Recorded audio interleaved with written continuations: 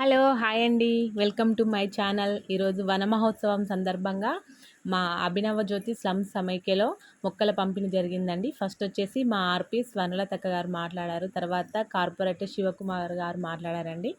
వాళ్ళిద్దరి మాట్లాడిన తర్వాత మొక్కల పంపిణీ జరిగిందండి. అట్లాంటి కార్యక్రమాన్ని మీరు అందరూ కూర్చొని ఏ ఏ రకంగా చేస్తే బాగుంటుంది, మనం ఉపాధి పొందడం ఎలా, లేకపోతే దాన్ని దక్కించుకోవడం ఎలా, మన మన డివిజన్కి సంబంధించి మనకు ఎంతవరకు అవకాశం ఉందో, మేము ఎంతవరకు అవకాశం ఉంటే, ఎంతవరకు సాయం ఉంటే అంతవరకు తప్పకుండా చేసే ప్రయత్నం చేస్తాం.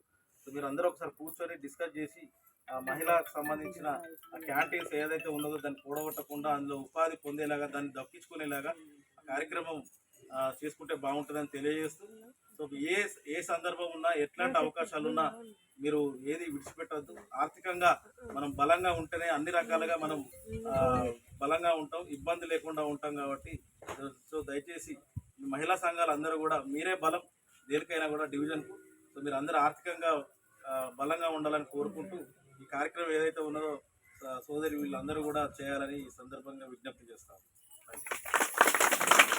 సార్ వచ్చేసి అందరికీ మొక్కలు ఇచ్చారండి. నేనైతే మల్లె మొక్క గులాబీ మొక్క తీసుకున్నాను అనమాట. నెక్స్ట్ డే మా ప్రోగ్రాం గురించి పేపర్లో వచ్చిందండి.